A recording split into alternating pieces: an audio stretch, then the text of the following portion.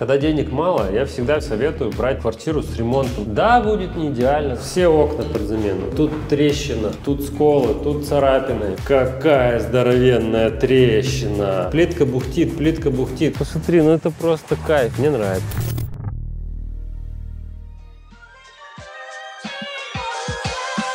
Итак, я купил квартиру в доме, который построил ПИК. Сам не знаю, как я ее купил, тут вопросов не задавайте. Если честно, я не знаю, зачем я ее купил и что с ней буду делать. Она просто есть. Вы очень давно просили у меня сделать недорогой ремонт и показать, как выглядят недорогие ремонты и как вообще их делать. Вот на этой квартире мы и потренируемся. А для начала квартиру эту нужно принять. Принять ее нужно обязательно со специалистом. Пойдемте принимать квартиру от ПИКа. Нас уже ждут. Здравствуйте. Здравствуйте, здрасте.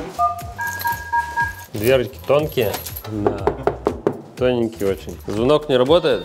Ой, работает? Ну что, вот такую квартиру, Аленка, взяли. Сумасшедшую. Глянь, какой вид шикарный. Ах, красота. С ума сойдешь. Блин, я думал, когда эту квартиру покупал, я думал, что будет вид на речку, но нет. Короче, эту квартиру я купил для мамы. Она когда переезжала сюда из Полевского, я думаю, ну, куплю и квартиру, будет тут жить рядышком, тут недалеко от нас, по набережной. Но в итоге я ей квартиру снял прямо под нами, в нашем доме, и они там сейчас живут, и им там нравится, и они там кайфуют и переезжать не хотят, и эта квартира в итоге никому не нужна. Я купил квартиру за 27 миллионов рублей, чтобы вам показать недорогой ремонт. Вот, пожалуйста. И для проформы. Дизайн здесь сделала Алена. Я вообще не трогал ничего. Она делала дизайн, она тут все делает, я просто немножко тут палки в колеса вставляю, она все делает сама, я ничего не трогаю. Здесь у нас будет самая главная стена, будет выглядеть вот так. Пам! Красиво. У нас вот в шоуруме есть похожий диванчик, тут немножко другая конфигурация, но это Boca FU5, это похожая вот такая ткань, это буклея у нас будет. Она очень крутая, такая супер мягкая. Я наконец-то вот этот диван доделал и сделал его таким, какой он должен быть. Он невероятно мягкий и посмотрите, какой вот объемный. Вот все как на рендерах, наконец-то он теперь готов и его можно заказывать. Если кому надо, ссылочку на диванчик Boca FU5 оставлю в описании. Ну, какая пушка получилась, кайф. Я сейчас пока рендер не буду показывать, просто одну картинку показал, как это выглядит. Чуть позже будет видео, и там уже покажем, как мы тут все будем делать. И многое будем делать вообще своими руками, что-то на заказ, максимально дешево. Ирину подключим, нашего столера, она тоже что-то поделает, поэтому будет, я надеюсь, будет интересно. Я надеюсь, я не кину этот проект и доделаю его до конца. Мы пригласили Артема для того, чтобы он принял квартиру. Ну и вообще в целом... Ну и в общем проконсультирую, да, вообще как действовать и что делать дальше. Так, с чего начинаем? Как у нас процесс, какой строится? Первоначально мы смотрим оконные блоки, это механические повреждения рам, это механические повреждения стеклопакетов, а также брак. Далее мы смотрим электрику, сантехнику, вентиляцию, обойное покрытие, ламинат, ну, там, двери там, и так далее. Финализируем это фотоотчетом, то есть это перечень замечаний и фотографий для собственника, чтобы он потом мог отследить, какие замечания исправлены, а какие нет. И текстовая часть направляется застройщику в электронном виде. Дальше застройщик копирует все замечания, вставляет на фирменный бланк и передает собственнику на подпись. Если смотреть по цене, то в целом эта квартира стоит даже чуть дешевле, чем аналоги вот здесь вот по району. Но эта квартира уже с ремонтом. По сути, мы получаем бесплатный ремонт, который там встроен в ипотеку. Когда денег мало, я всегда всем советую брать квартиру с ремонтом сразу же. Да, будет не идеально, да, может быть, дверки придется поменять, но это уже готовая квартира, в которой можно жить или там сдавать сразу же. Потому что если у вас квартира в черновой отделке, вам придется еще делать полный ремонт. Смотрите, здесь у нас очень интересное замечание. Коробка дверная треснула поперек прям. Это точно под замену. Но нам-то эта дверь нахрен не нужна. Ну, понятно. Здесь я, кстати, раздул вот эту систему. У них есть приложение, и у тебя домофон в приложении у всех. Типа умный дом, там у всех в приложении бесплатно. Это вот прям вообще круто. Что даже там в супер крутых домах такого нет. Вот это, скорее всего. Вот это приложение. Кайф. Бля, я тоже хочу такое приложение. Вот площадка, вот что вот у Пика крутое, вот реально крутое, это площадки. Ну какая она, ну посмотри на нее, она же, блин, вся деревянненькая, она вся, посмотри, ну это просто кайф, мне нравится. Надо Мишельку сюда сводить. Аленчик, я не вижу, что ты показываешь. Факт мне показывает.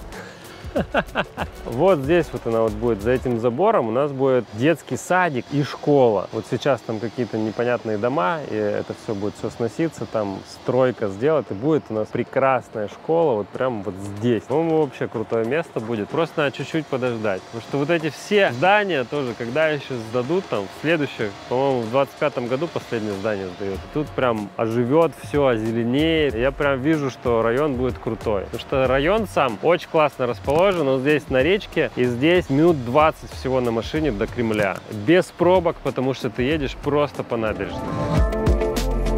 Ты здесь 1,5 часа уже, да? Больше, наверное, часа 2. Больше? 2 часа провел, и я, если честно, я сейчас прошелся, я в шоке, насколько много здесь пометок. Рассказывай, что... Ну, пройдемся по основным. Ну, да, давайте начнем с основного. Это у нас окна. Значит, на оконных блоках здесь у нас царапины присутствуют и брак. Вот эти вот 2 стеклопакета под замену. Просто весь, прям все окна. Ну, да, достаточно. Ну, вот здесь брак вот получается 4 сантиметра длиной. Вот, этого достаточно для того, чтобы забраковать полностью оконный блок. Ну и как мы говорили вот здесь, да? Да, и как мы говорили, вот здесь вот сквозная трещина получается, она идет не по сварному шву, а поперек рамы. Вот, поэтому рама под замену. Также присутствуют множественные механические повреждения, сколы, царапины на самом оконном блоке. Его по-хорошему поменять, конечно. Интересного по кухне, наверное, я сейчас покажу. Светом можно сначала без света посмотреть. Здесь у нас получается трещина. Насколько сильно она видна, ну, невооруженным глазом не всегда это можно определить. Поэтому у нас есть лампа, которая высвечивает все трещины. Здесь у нас сборки по обоям и сквозная трещина к соседу. Также присутствует повреждение обойного покрытия, есть непрокрасы, есть отклонение стен по 12 мм. Это тоже можно показать. Ну, вот оно кверху. Здесь планируется поставить кухню, и будет щель.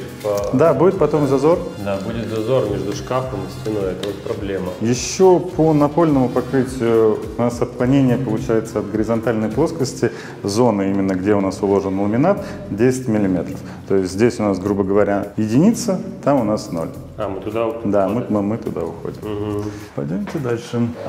Здесь потолок втягивается. Здесь получается не герметично выполнено примыкание стен к плите перекрытия, и из-за этого создается вакуум, втягивается потолок, и видны закладные, куда потом там крепятся светильники.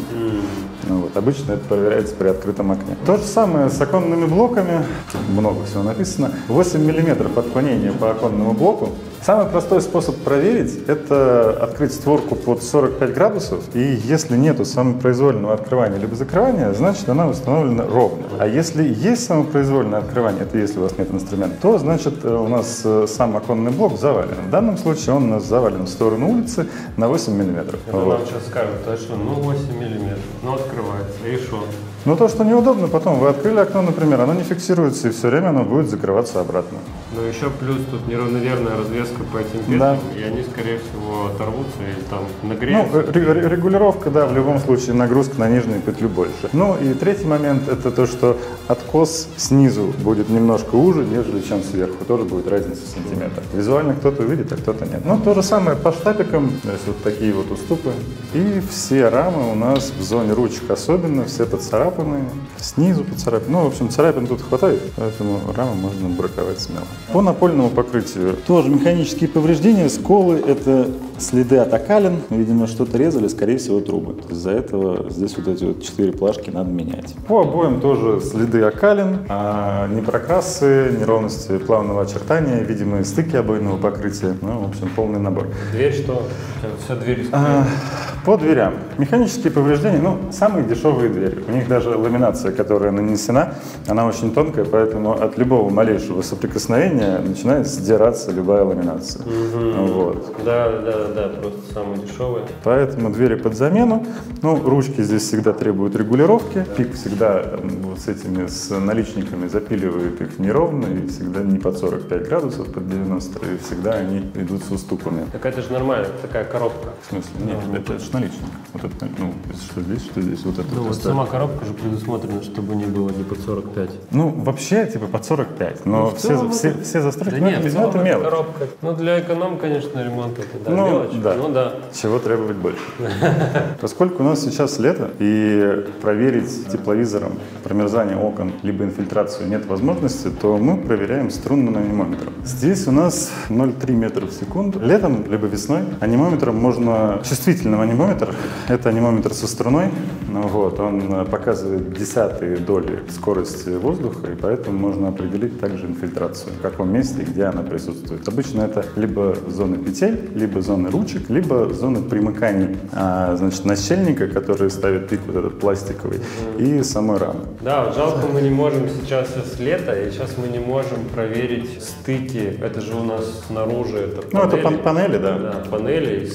Вместе стыка панелей там всегда очень много проблем. Мы их сейчас проверить не можем. Мы как-то вскрывали на одном из ремонтов, значит, пиковскую отделку, и там зоны, получается, примыкания плиты к стене. У них здесь как раз есть монтажные крюки, к которым они привариваются, и в момент монтажа они закрыты пеноплексом. И этот пеноплекс оттуда не демонтированный. То есть потом здесь простукиваешь, ну, во-первых, все бухтит там штукатурка, а потом там же, получается, мостики холода. Так, здесь у нас 3 стеклопакета под замену. Значит, у нас присутствует опять-таки брак, царапины, окалины на нижнем стеклопакете и царапины. Ну, все то же самое, штапики, механические повреждения, регулировка. По внешней части. В тех 2 комнатах такого не было, а здесь, получается, вот эта вот внешняя балка, которая присутствует, она закреплена вот таким вот образом на 2 самореза. На самом деле, такое крепление я вижу первый раз. Обычно их просто оставляют, ну, типа, не закрепляют. Здесь у нас тоже царапина, 7 миллиметров отклонения оконного блока, и получается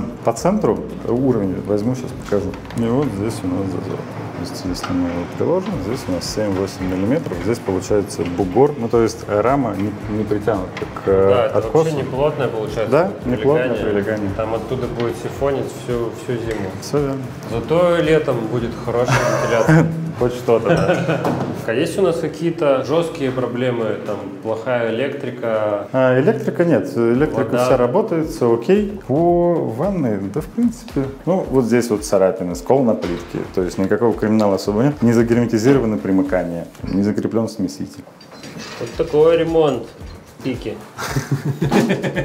Ну, вот здесь вот, например, они установили панель, но потом по ней, видимо, чем-то возили постоянно, и вот такая. Ой, там все, да. А здесь у нас инженерная шахта. Ну тут, короче, у Пика есть такое, что они должны шумоизолировать инженерную шахту, которая примыкает к смежным помещениям. Ага. Допустим, это может быть подъезд, либо там комната. И получается, что здесь они шумоизолировали, а сверху шумоизоляцию покрыли просто строительным мешком для мусора. Но в другом санузле там нормально сделано. Можно посмотреть, как надо. Странный элемент. Здесь либо, видимо, должна быть стиральная машинка, и под нее сделан вывод воды. Вывод воды постоянно. Да, а сверху сделана душевая лейка и смеситель.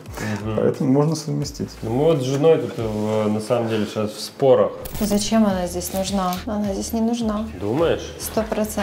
Слушай, ну тут если люди, ну вот это 3 спальни, это люди Нет, с кучей Миш. детей, они Нет, будут Миш. снимать там квартиру. Единственное, покупать. что нужно, это туалет. А вот туалет захотел очередь, как бы 2 санузла, это окей. Еще один убогенький узкий душевая кабинка, я не вижу в ней смысла. Ну, не вижу в ней смысла. Детей, они взрослые уже. Она сами некрасивая. Ну, Миш, некрасивая, ходят. урезается Ну, чё, что эргономика. некрасивое?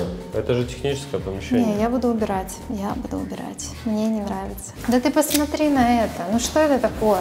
Что это такое? Кто это такое? Что это такое? Смотрите, у нас есть ванна, просто ванна, и есть вот такой небольшой второй санузел с душевой. Нам эту душевую оставлять или убирать? Напишите, пожалуйста, в комментариях. У нас вот тут война с женой скоро будет. Отслоение плитки в коридоре. Пока ничего критичного особо Да нет. ничего критичного. Кроме окна ничего.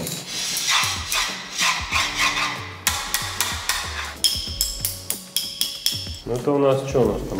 Бухтит? Это у нас пустотность, да, под плиткой. Скоро отвалится плитка. Но она не отвалится, единственное, если что-нибудь упадет. Мы будем по вот эту вот Демонтировать. по эту плитку демонтировать, да, поэтому, ну вот это нам нужна в целом. Ну дверь точно надо менять. Дверь точно надо менять, да.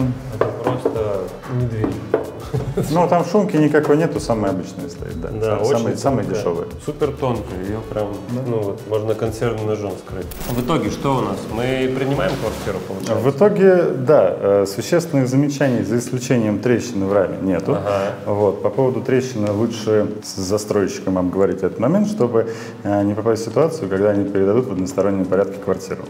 Вот. Все, тогда мы, значит, звоним, принимаем квартиру. Да. Отлично, значит, мы можем начинать тут что-то делать, это уже хорошо. На самом деле, серьезных косяков было не так много. Один из самых серьезных косяков был это трещина на оконной раме. Это действительно проблема, и это нужно обязательно менять. Это окно нам поменяли, ну, там, в течение месяца его поменяли, и я в целом заехал. Еще там была проблема, в гостиной есть трещина на стене. В целом, это действительно тоже косяк, и надо просить переделать, но нам конкретно она без разницы, потому что в этом месте у нас станет кухня, и она все закроет. Мы вообще снимем обои в этом месте и будем переделывать немножко электрику в этом месте под кухню. Поэтому этот косяк для меня тоже не критичный, мы тоже это не правили. Там было много косячков маленьких по дверям, например, но что вы хотите от этих дверей? Нам такие двери не нужны, мы их поменяем. Я их в целом планировал поменять, потому что нам нужны двери в цвет стены. Эти двери не подходят, поэтому мы меняем. На этот косяк мне пофиг. Еще пару моментов по плитке что-то было. В этом месте плитку мы тоже планировали сносить, поэтому тоже нам вообще абсолютно без разницы. В общем, нам просто поменяли окно, и все. На остальное косяки мне пофиг, они абсолютно в пределах разумного, ничего таких проблем каких-то огромных нету. В общем, я принял квартиру, мы начинаем стройку, и в следующем видео я уже покажу, как мы будем красить окна, красить натяжной потолок, сносить стену и много-много-много всего. Покажу вам, как сделать недорогую кухню до 200 тысяч рублей, но красивую. Столько будет всего крутого. Оставайтесь, подписывайтесь и пока-пока.